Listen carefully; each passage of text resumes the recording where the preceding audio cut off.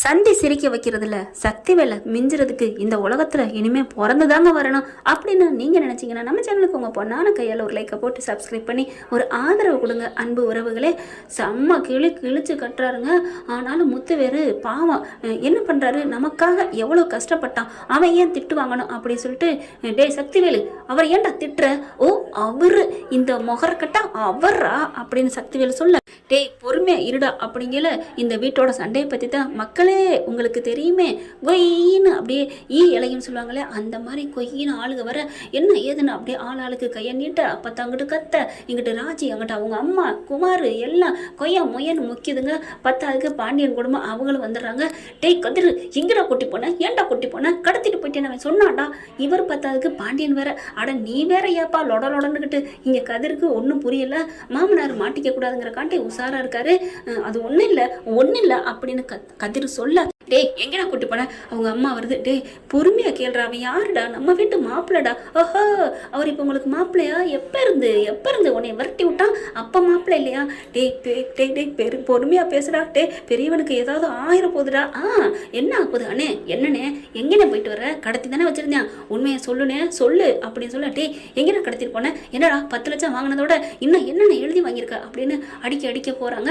அடிக்க என்ன போறது, குமார் போய் அடிக்க, இங்க உடனே ராஜிக்கு கோவம் வருது. அண்ணா அப்படின்னு சொல்லிட்டு தடுக்கிறாங்க. முத்துவேலு உண்மையை சொல்றதுக்கு ட்ரை பண்றாரு. கதிர் இருந்துட்டு, மாமா கொஞ்சம் இருங்க மாமா, பொறுமையா இருங்க அப்படின்னு சொல்லிட்டு, இங்க பாருங்க நாங்க எங்க போகணும் தெரியணும் அவ்வளவுதானே. அப்படியே கதிரை பாக்குறாரு முத்துவேலு. கதிரு அப்படின்னு சொல்லிட்டு கையை பிடிக்க, மாமா கொஞ்சம் பொறுமையா இருங்க. என்னன்னு அவன் உன்னை மாமாங்கிறான், என்னன்னு உங்களை மாமான்னு கூப்பிட்ற அளவுக்கு தைரியம் வந்துருச்சா. உடனே அவங்க அம்மா வர்றாங்க. ஏன் மருமையா மாமனாரா, மாமான்னு கூப்பிடாம எப்படி சித்தப்பான்னு கூப்பிட முடியுமா அப்படின்னு ராஜி அம்மா சொல்ல, என்ன நீ உங்களுக்கும் கூட்டு சதி இருக்கும் போல இருக்கேன், சும்மா இருங்க குழந்தை நேரம் அப்படின்னு சொல்லிட்டு அவங்க எங்க போனான்னு அவங்க தான் சொல்ல போறாங்கல்ல, சொல்லுப்பா கதிரு அப்படிங்கிறாங்க. வேணாம் கதிரு வேணாம் அப்படின்னு சொல்லிட்டு முத்துவேலு அடக்குறாரு. கொஞ்சம் பொறுமையா இருங்க, என்னை பத்தி உங்களுக்கு தெரியுமில்ல, எல்லாரும் நல்லா இருக்கணும், சந்தோஷமா இருக்கணும், அதுதான் என்னோட குறிக்கோள். அப்படி இருக்கல நான் என்ன சொல்ல போறேன்னு கொஞ்சம் பொறுமையா இருங்க மாமா அப்படிங்கிறாங்க. நீ வேணாம்ப்பா, நீ திட்டு வாங்க வேணாம், ஐயோ பேசாம இருங்க, வேணாம்பாங்க அட்ட அப்படின்ட்டு. இங்க பாருங்க உங்களுக்கு என்ன, அவர் எங்க கூட்டி போனா தெரியணும் அவ்வளவுதானே. ஆமா அப்படிங்கிறாங்க. என் பொண்டாட்டி பரிச்சை எழுத போனா அவளுக்கு ஆசைப்பட்டா அப்பா வந்தா நல்லா இருக்குமேண்டு, அதே மாதிரி இவர்கிட்டையும் நான் சொன்னேன், சரி போனா போயிட்டு போகுது, பாவம் பெத்த புள்ள பரிச்சை எழுதுறா, வாழ்க்கையில ஜெயிக்க போறா, நானும் பார்க்க ஆசையா இருக்குன்னு சொல்லிட்டு கூட்டிட்டு போக சொன்னாரு, கூட்டிட்டு போனேன் அவ்வளவுதான். இதுல என்ன இருக்கு, ஓ பரிச்சை எழுதுறதுக்கு பாசம் காரேறி போறீங்களோ, சரிடா அது இருக்கட்டும் நான் ஒத்துக்கிறேன். ஆனா எதுக்கு பணம் 10 லட்சம் என் அண்ணன் ஓ அக்கௌண்ட்ல போடணும், சொல்லு அப்படிங்கல. ஐயோ முத்துவேல் பாக்குறாங்க. அதுக்கு முன்னாடி நல்லா நேக்கா பேசினா இப்ப என்ன சொல்ல போறான்னு தெரியலையே அப்படின்னு பயப்படுறாரு. எதுக்குன்னா ஒரு இடம் வாங்கணும் அப்படின்னு சொன்னாங்க, பணத்தை வந்து அவங்க அக்கௌண்ட் ஏதோ லாக் ஆகுதுன்னு சொன்னாரு, எனக்கு போட்டாரு அப்படின்னு சொல்லிட்டு இருக்கல. ஓ உனக்கு போட்டாரா, அப்ப அந்த இடத்த வாங்கிட்டீங்களா இல்லையா அப்படின்னு சொல்லல. அங்கிட்டு பார்த்தா பாண்டி வந்துட்டு, டேய் எதுக்குடா இதுக்கெல்லாம் பேச்சு கொடுத்துக்கிட்டு அப்படின்னு சொல்லிட்டு, இங்க பாரு நீ ரொம்ப பேசுற, உன் பணம் என் பிள்ளைக்கு ஒன்றும் தேவையில்லை அப்படின்னு சொல்லல. ஹலோ யாரு அப்படின்னு சொல்லிட்டு கதிர் அப்படியே போன் பேசிட்டு அங்கிட்டு போயிடுறாரு. போயிட்டு என்ன பண்றாரு, 10 லட்சம் போட்டார் இல்லையா, அதாவது இந்த பணம் அவங்க அப்பாவுக்கு மறுபடியும் உடனே போடணும், ராஜி அப்பாவுக்குன்னு நினைச்சிட்டு அப்பாவுக்காக 10 லட்சம் சேர்த்து வச்சிருந்தாரு, கொடுத்துடலாம் அப்படின்ட்டு பொறுமையா கொடுக்கணும்னு இருந்தாரு. அந்த பொறுமை ஒரு விஷயத்துக்கு நல்லதாகுது. உடனே அந்த 10 லட்சத்தை அவங்க மாமனாருக்கு டிரான்ஸ்ஃபர் பண்ணிடுறாரு. அதுக்கப்புறம் போனை பேசிக்கிட்டே வர்ற மாதிரி, இங்க பாருங்க உங்க பணம்னா எங்களுக்கு தேவையில்லை, என்ன நினைச்சிட்டீங்க அப்படின்னு கொய்யாமையன்னு மறுபடியும் சண்டை வருது. அம்மா இருந்துட்டு, ஐயோ விடுங்களே அப்படிங்கிறாங்க. சரிப்பா அந்த இடம் வாங்கினியா இல்லையா, பத்திரம் போட்டீங்களா, இல்ல வாங்கலாம் போய் பார்த்துட்டு வந்ததோட விட்டுட்டீங்க, அந்த பணத்தை நீ ஆட்டையை போட போறியா, ஹலோ என்ன நினைச்சிட்டு இருக்கீங்க, உங்க பணத்துக்காக நாங்க தெரியுறோமா, அப்படி ஒண்ணு எங்க அப்பா எங்களை பலக்கல, அப்புறம் எதுக்குடா 10 லட்சம் உன் அக்கௌண்ட்டுக்கு வந்துச்சு அதான் சொல்லு. அப்படியே முத்துவேல் பாக்குறாரு. ஐயோ அப்படின்னு போனுக்கு மெசேஜ் வருது. டான்னு கரெக்டா 10 லட்சம் அப்படியே அதை வெளியில எடுத்துடுறாரு.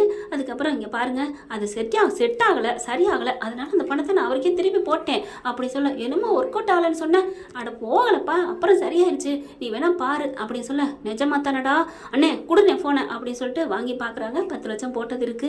ஆமா 10 லட்சம் இங்கதான் இருக்கு. குமார பாக்குறாங்க. என்னப்பா அப்படிங்கல. அதான்டா 10 லட்சம் தான் திருப்பி போட்டிருக்கான்டா, இப்ப என்ன பண்றது அப்படிங்கல. அப்படியே கையமையான சண்டை நடக்குது. நான் நம்ப மாட்டேன், இவ இன்னும் கத்த, இங்க பாண்டியன் நான் பேசினேன் ஏண்டா அப்படின்னு சொல்லிட்டு இருக்கல. என்ன பண்றாரு, சுரேஷும் மதியும் வாங்க உங்ககிட்ட ஒரு விஷயம் சொல்லணும் அப்படின்னு கூட்டிட்டு போயிடுறாங்க. அவங்க வீட்டுக்கு கூட்டிட்டு போயிட்டு சுரேஷ் எல்லாத்தையும் சொல்றாரு.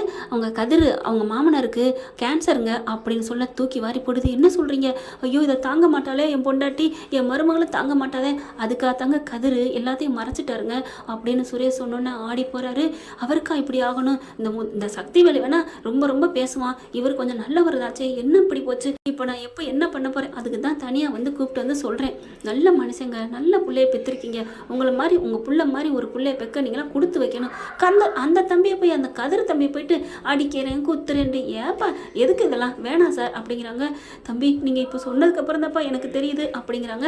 நீ பாருங்கள் அதெல்லாம் ஒன்றும் பிரச்சனை இல்லை விடுங்க அப்படிங்கிறாங்க.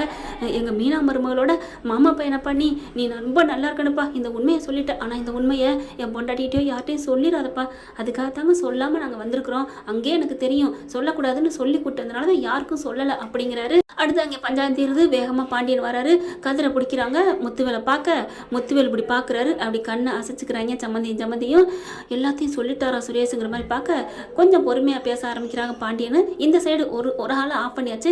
ஏய் கோமதி ராஜி எல்லாம் வாங்க, நம்ம வீட்டுக்கு வாங்க.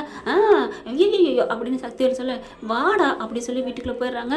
அண்ணே இருந்தாலும் நீ அவனை என்ன கூட்டி போன, டேய் அவன் பொண்டாட்டியை பார்க்க போகிறதுக்கு நான் தானடா போகணும், இருந்தாலும் பொண்ணு மேலே பாசம் வந்துருச்சானே, என்னடா அதுக்காண்டி பெத்த பிள்ளை இல்லைன்னு ஆயிருமாடா, இந்த உன் மயன் என்னென்ன தப்பண்ண, நீ அவனை விட்டுட்டியா என்ன, என்னன்னே ஆளுக்கு என் பிள்ளைய பற்றி தப்பு சொல்கிறீங்க, யாரா உன் பிள்ளைய பற்றி சொன்னது, அவங்க அண்ணிதான் உன் பிள்ளைய கடத்தினா, அது மாதிரி என் மாப்பிள்ளை என்ன என் புருஷனை கடத்த போறாரு அப்படின்னு சொன்னாங்க தெரியுமா அப்படின்னு சக்திவேல் சொல்ல, டேய் விழுடா ரொம்ப படுத்தாதீங்களா, போங்கடா எனக்கு கொஞ்சம் ரெஸ்ட் எடுக்கணும் அப்படின்னு போயிட்டு படுத்துடுறாரு. படுத்துட்டு ரொம்ப நேரம் தூங்கி எழுந்திரிச்சு வெளில வராரு. இங்கே கதிர் என்ன பண்ணுறாங்க, கால் பண்ணுறாங்க, ரூமுக்குள்ளே கதவை சாத்திட்டு பேசுகிறாங்க, எப்படி இருக்கீங்க அப்படின்ட்டு. நான் நல்லா இருக்கேன் அப்படின்னு சொல்லிட்டு பேசிக்கிட்டு இருக்காங்களா. அப்பாட்ட கூடு அப்படிங்கிறாரு. அப்பாட்டியா என்னம்மாம்மா கூடு, ஆளுங்க இருக்காளே தெரியாமல் கூட்டிட்டு வா அப்படின்னு சொல்ல பாண்டியன் வந்து வெளியில் தனியாக கூட்டி போயிறாரு. என்னடா எதுக்குடா இங்கே கூட்டு வந்த அப்படின்னு பாண்டியன் கேட்க, மாமா பேசணுமா, யாரா ராஜி அப்பாவா, ஆமாப்பா அப்படியே உடனே ஃபோனை வாங்கி அவருக்கு ஒரு சந்தோஷம் தாங்கலைங்க. ஒரு லவ்வர் வந்து ஒரு லவ் பண்ணுற பொண்ணு லவ்வை சொல்கிறா அப்படின்னா எவ்வளோ சந்தோஷமாக இருக்கும். அந்த மாதிரி 30 வருஷம் காதலி பார்க்காம இருந்து பார்க்க வந்த மாதிரி அப்படியே பார்த்துட்டு சொல்லுங்கள் அப்படின்னு சொல்ல, இங்கே பாருங்கப்பா உங்களுக்கு நான் நன்றி சொல்லத்தான் இப்போ கால் பண்ணேன் அப்படிங்கல, இங்கே பாரு பாண்டியா நீ எப்பேற்பட்ட பிள்ளைய பெற்றிருக்க தெரியுமா, அன்னைக்கு கூட தங்கமேல் விஷயத்தில் நீ கோயிலில் இருக்கப்ப உன்னை அசிங்கப்படுத்தி ரொம்ப பேசிட்டேன், நீ நொந்து போயிருக்கல, உன்னை நான் கேவலப்படுத்தி பேசினேன்ப்பா, அதுக்காக தான் ஆண்டவன் என்னமோ எனக்கு இப்படி வச்சிருக்கேன் தண்டனையை, அதையும் உன் பிள்ளை மூலமாகவே எனக்கு குணப்படுத்துன்னு இருந்திருக்கு, நீ நல்ல பிள்ளைய பெற்றிருக்க, இனிமேலாம் அப்படி பண்ணாத, திட்டாத என் மாப்பிள்ளைய, இனிமேல் அவர் ஏன் மாப்பிள்ளை அப்படின்னு சொல்ல, ரொம்ப தேங்க்ஸ் அப்படிங்கிறாரு. என்ன தேங்க்ஸுன்ட்டு அதெல்லாம் ஒன்றும் தேவையில்லை, பிள்ளைய திட்டாத சரியா அப்படிங்கிறாங்க. சரிங்க அப்படிங்கிறாரு. ரொம்ப தேங்க்ஸ். என்ன தேங்க்ஸு கேங்ஸ்லாம் சொல்லிக்கிட்டு அதெல்லாம் தேவையில்லை, என் மாப்பிள்ளைய திட்டுற வேலை வச்சுக்காத சரியா அப்படின்னு சொல்ல, சரிங்க நான் திட்ட மாட்டேன் அப்படிங்கிறாங்க. அந்த இது இருக்கணும் அப்படின்னு சொல்லிட்டு ஃபோனை வைக்கிறாங்க. பாண்டியன் அதிசயத்து போகிறாரு, அப்படியே கதிரை கட்டிக்கிறாருங்க. அவ்வளோ சந்தோஷப்படுறாரு கதிரை கட்டிக்கிட்டு. அடுத்து டாக்டர் வந்து நடக்கணும்னு சொல்லி அனுப்புனதுனால முத்துவேலு கொஞ்சம் ரெஸ்ட் எடுத்து தூங்கிட்டு வெளியில் வராங்க. அப்படியே அங்கிட்டு இங்கிட்டு நடக்கிறாரு. நடந்துட்டு இருக்கல அப்போ தான் வருது, எல்லாரும் வராங்க. கொஞ்சம் ரிலாக்ஸாக அப்படி பேசிக்கிட்டு உட்காந்துட்டு நடக்கிறாங்க. அவருக்கு கொஞ்சம் ஒரு மாதிரி ஆகுது, தலை சுற்றுது, அப்படியே கொமட்டிக்கிட்டு வருது. என்னடாச்சு என்ன முத்துவேலு, ஆனால் வயிற்றை யாரையுமே தொட விட மாட்டேங்கிறாருங்க. அவர் வாந்தி எடுக்கிற மாதிரி ஒமட்டணுன்னு எல்லாரும் ஓடுறாங்க. என்னாச்சுன்னு கதிர் அங்கே இருந்துட்டு தவிச்சு போய் ஓடி வராரு. என்னாச்சு மாமா என்னாச்சு, டே தள்ளுறா, எங்கள் அண்ணனை பார்த்துக்க எங்களுக்கு தெரியும், எங்கள் பெரியப்பா பார்த்துக்க எனக்கு தெரியும் அப்படின்னு கதிரை விரட்டுறாரு குமாரும் சக்திவேலும்.